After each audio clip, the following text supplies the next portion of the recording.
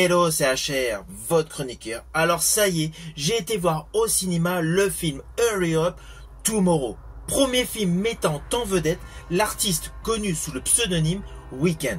Alors je vous le dis tout de suite, c'est un film totalement bizarroïde. Il m'a laissé perplexe. Naturellement, je vais vous dire pourquoi. Mais avant cela, n'oubliez pas, si vous n'êtes pas abonné, pensez à le faire. Pensez à la petite cloche pour les notifs. Et surtout, pensez tout simplement à commenter ma vidéo. Let's go!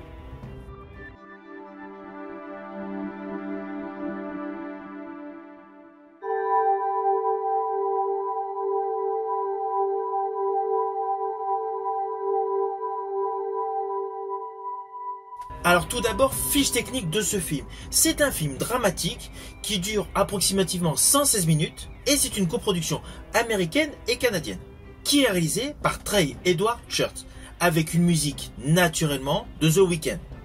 C'est d'ailleurs ce qu'il y a de mieux dans ce film. Maintenant, passons à l'histoire. On y suit tout simplement un artiste de la pop culture, de la pop musique qui est assujetti à des insomnies.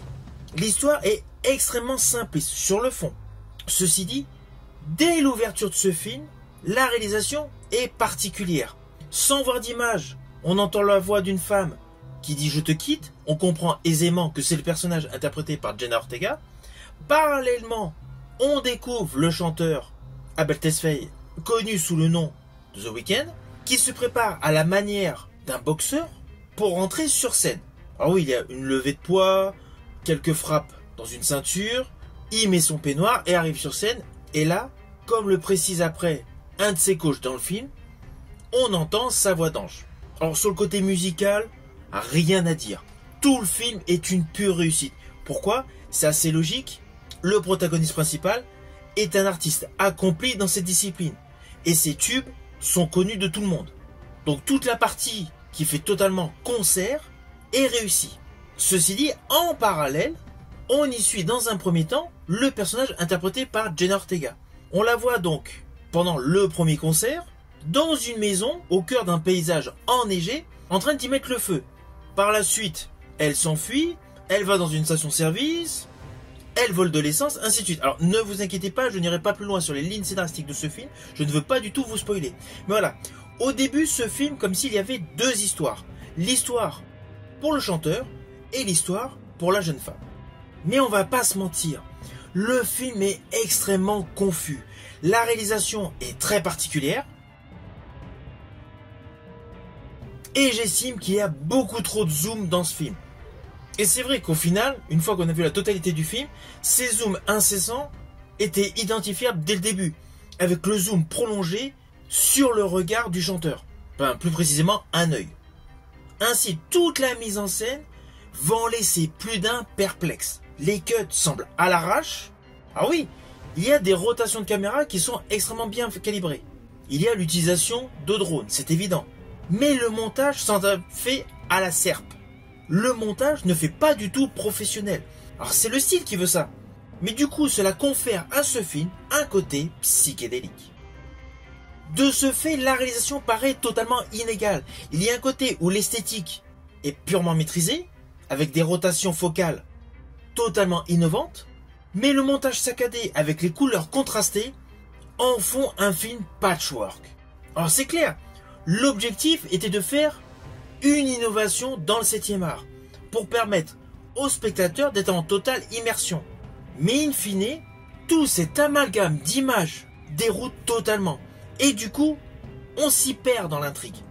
Cela confère à ce film une résultante totalement mitigée, car nous avons une œuvre totalement introspective, mais confuse. Car la quête introspective de ce film est totalement décousue. À cause de quoi? De la narration qui est tout simplement décousue. On va pas se mentir, pour vraiment comprendre le message global de ce film lié justement au ressenti psychologique des artistes dans le showbiz, eh bien il faut tout simplement faire partie du milieu du spectacle. Sinon il y a beaucoup de choses, on passe totalement à côté. Alors côté casting, on va pas se mentir, Jenna Ortega est impeccable. Elle apporte une dimension dramatique haute en intensité. Elle a beau être jeune, mais c'est une actrice de talent. Et je pense qu'au fil des années, elle va avoir de plus en plus de rôles à la dimension de son talent.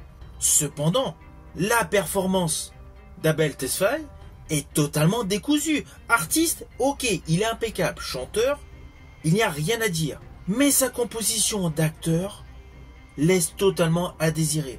Cela reste totalement surfait.